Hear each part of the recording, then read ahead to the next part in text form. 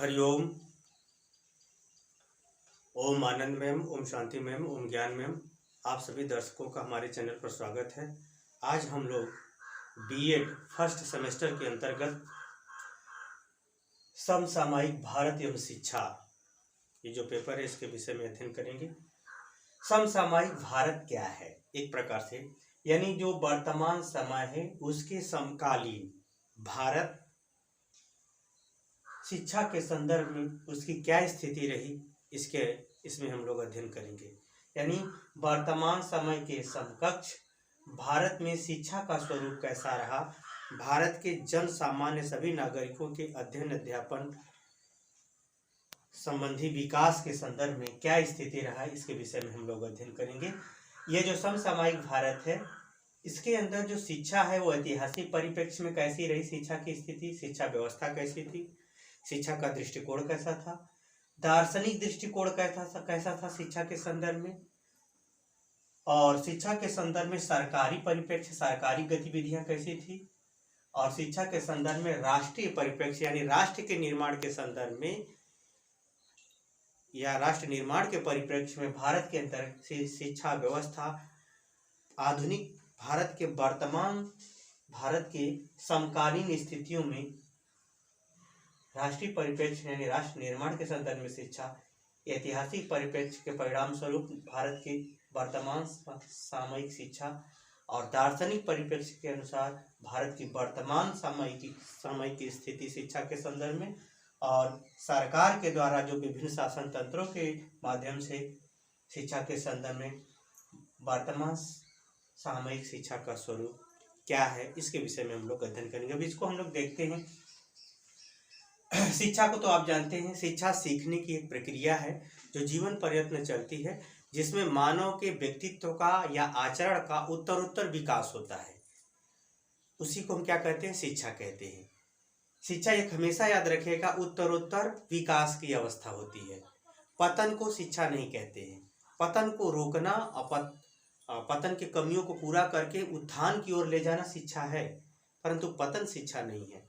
तो ये हमेशा याद रखिएगा जीवन पर्यंत चलने वाली सीखने की प्रक्रिया है, जिसमें व्यक्ति जो है उत्तरोत्तर अपने व्यक्तित्व का विकास करता है। अब हम चलते हैं वर्तमान भारत का। अगर देखा जाए इतिहास, तो वर्तमान भारत में लगभग 200-400 वर्ष पहले और वर्तमान स्थितियों के संदर्भ में जो भारत में शिक्षा को प्रभावित करने वाली विभिन्न गतिविधियां हैं, इस पेपर के अंतर्गत हम लोग अध्ययन करेंगे। अब चलते हैं इसका ऐतिहासिक परिप्रेक्ष्य लेते हैं। यानी इतिहास अगर देखा जाए तो वास्तव में भारत विविधता में एकता वाला देश रहा है, इसलिए धार्मिक गतिविधियां, सामाजिक गतिविधियां, एक शासकीय गतिविधियां ऐतिहासिक परिप्रेक्ष्य के दृष्टिकोण से देखा जाए तो इन्होंने शिक्षा को अत्यधिक प्रभावित किया है, क्योंकि भारत में धर्म सदस्य रहे, विभिन्न प्रकार के धर्म रहे।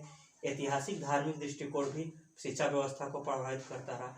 नैतिकता यानी धर्मों के अनुसार नीति निर्माण, नियम के अनुसार कर्म अनुशासन इत्यादि गतिविधियां भी भारत को प्रभावित करती रही, शिक्षा को प्रभावित करती रही। ऐतिहासिक परिप्रेक्ष्य में शासन तंत्र के परिवर्तन के कारण से भी शिक्षा प्रभावित रही, और शासन तंत्र में परिवर्तन के कारण से जो विभिन्न शासन तंत्रों में विभिन्न व्यवहार या क्रियाकलापों को प्रमुखता दी गई, उसके आचरण में परिवर्तन के कारण से भी शिक्षा प्रभावित होती रही। और ऐतिहासिक परिप्रेक्ष्य में विभिन्न शासन तंत्रों के अंतर्गत जो व्यवस्थाएं रही, जो सामाजिक व्यवस्था दी गई, उस सामाजिक व्यवस्था का भी परिणाम शिक्षा पर पड़ा है। यानी ऐतिहासिक परिप्रेक्ष्य को अगर दृष्टिकोण से देखा जाए तो मुगल काल और ब्रिटिश शासन, ये जो सामाजिक व्यवस्था थी, इसके अंतर्गत विभिन्न शासकों द्वारा या विभिन्न निर्देशों के द्वारा जो परिवर्तन लाए गए शिक्षा के संदर्भ में, इसको भी हम लोग इस पेपर के अंतर्गत अध्ययन करेंगे। दूसरा यदि हम दृष्टिकोण देखें तो दार्शनिक परिप्रेक्ष्य। दर्शन का मतलब ये होता है कि जो वास्तविकता हो, जो सत्य हो। जैसे अगर ये कहा जाए तो मनुष्य के जीवन में सबसे बड़ी सत्यता तो यह है कि आत्मा है। यदि आत्मा न हो तो उसका कुछ भी अस्तित्व नहीं है। तो यानी कहने का मतलब यह है, दार्शनिक का मतलब होता है जो वास्तविक रूप से जो सत्य हो, जो वास्तविकता को दिखा दे, वास्तविकता को बता दे, वास्तविकता को समझा दे, उसी को क्या कहते हैं? दर्शन कहते हैं। जैसे अगर आप लोग सुने होंगे विद्या या विमुच्यते, विद्या वही है जो व्यक्ति को मुक्त कर दे। भारतीय दर्शन सिर्फ एक भाषा में कहता है कि विद्या वह है जो व्यक्ति को मुक्त कर दे। संसार से मुक्त कर दे, व्यवहार से मुक्त कर दे, जीवन से मुक्त कर दे। अर्थात मुक्ति का यह तात्पर्य है ईश्वर को प्राप्त करा दे, वही विद्या है।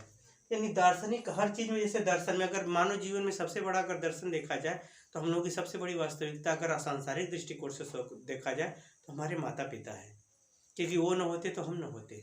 तो यानी एक की तुलना में कौन सत्य है, कौन असत्य है, कौन ज़्यादा बहुमूल्य है, कौन कम बहुमूल्य है, अगर इस बात को अगर ध्यान में रखा जाए तो दार्शनिक परिप्रेक्ष्य आता है, जिसमें किसी कर्तव्य का आदर्श स्वरूप क्या होगा, सत्य क्या है, किसी व्यवहार के पीछे सत्य क्या है, किसी न्याय के पीछे सत्य क्या है, न्याय क्या होता है, निरपेक्ष रूप से व्यवहार करना न्याय, चरित्र यानी अच्छा व्यक्तित्व का निर्माण करना, चरित्र का मतलब आचरण, यानी प्रत्येक कर्तव्य में वो आचरण को व्यवस्थित रूप से अपने व्यवहार को अच्छी तरह से प्रस्तुत कर ले, यह भी दार्शनिक परिप्रेक्ष्य है। वास्तविकता क्या है, यानी वास्तविकता का तात्पर्य यह है कि किसी व्यवहार के पीछे, किसी कार्य के पीछे, किसी समस्या के पीछे उसके आधारभूत तत्व कौन से हैं। आध्यात्म क्या है, यानी आध्यात्म का ईश्वर के संदर्भ में क्या विचारधाराएं हैं, ईश्वर के संदर्भ में क्या मान्यताएं हैं, ईश्वर के विषय में क्या धारणा है, क्या सोच समझ है। ईश्वरवाद यानी ईश्वर में कितनी विश्वास है। अमूर्त चिंतन जो दिखाई नहीं देती वो स्वरूप कैसा है। समाज में मूल्य क्या है, जैसे पद के अनुसार मूल्य होता है, जैसे घर में माता पिता का मूल्य अधिक है, उनसे भी अधिक मूल्य दादा दादी का है, कि दादा दादी न होते तो माता पिता नहीं होते, माता पिता नहीं होते तो हम नहीं होते। तो यानी विभिन्न स्तरों पर मूल्य का स्वरूप क्या है और शांति का स्वरूप क्या है, समाज में सुख शांति का दृष्टिकोण क्या है। यानी हमारे कहने का मतलब जो दार्शनिक परिप्रेक्ष्य रहे, जो विभिन्न अवसरों पर समसामयिक भारत के संदर्भ में, जैसे विवेकानंद जी का क्या विचार था, गांधी जी का क्या विचार था, रविन्द्रनाथ टैगोर का क्या विचार था, यानी समाज में जो विभिन्न दार्शनिक हुए, उन दार्शनिकों ने भारत के निर्माण में किस प्रकार से प्रभावित किया, अपने ज्ञान द्वारा, अपने आचरण द्वारा, अपने दर्शन द्वारा, अपने क्रियाकलापों द्वारा, अपने संदेशों द्वारा, उसका भी हम लोग अध्ययन इस पेपर के अंतर्गत करेंगे। आगे चलते हैं।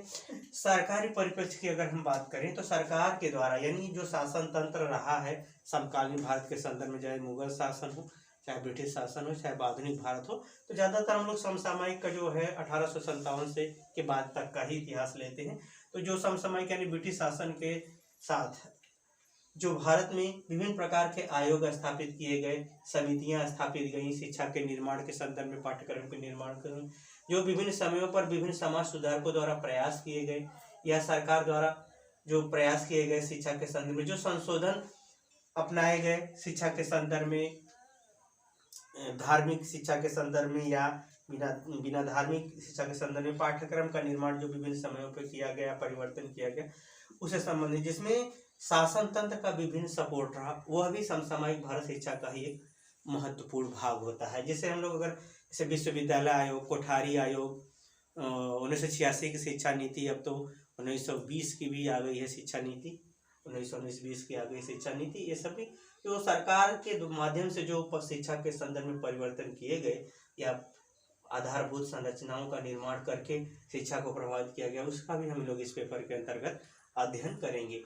अब आते हैं चौथा, इसका जो महत्वपूर्ण परिप्रेक्ष्य हम लोग देखेंगे वो राष्ट्रीय परिप्रेक्ष्य। राष्ट्रीय परिप्रेक्ष्य का यहाँ तात्पर्य है कि राष्ट्र के निर्माण के, आधुनिक भारत में राष्ट्र के निर्माण के लिए कौन कौन सी गतिविधियां अपनाई गई, यानी लोकतंत्र, स्वस्थ लोकतंत्र का निर्माण कैसे हो, राजनीतिक अधिकार की कैसे रक्षा हो, सामाजिक अधिकार की कैसे रक्षा हो, आर्थिक अधिकार की कैसे रक्षा हो, लोगों को इस प्रकार न्याय मिले, अंतर्राष्ट्रीय संबंधों के आधार पर हमारे राष्ट्र की अच्छी छवि बने, संविधान में किस प्रकार आवश्यकता अनुसार उचित संशोधन हो, संविधान का किस प्रकार पालन हो, सबके स्वतंत्रता और सबके अधिकार का किस प्रकार रक्षा हो, और समाज में जो राष्ट्र के प्रति जो आदर्श है उनको किस प्रकार से अनुकरण किया जाए, उसे किस प्रकार संदेश दिया जाए, एकता, अखंडता, बंधुत्व इत्यादि सभी गतिविधियों को इस प्रकार से इसमें अध्ययन किया जाता है कि जिससे राष्ट्र निर्माण हो सके।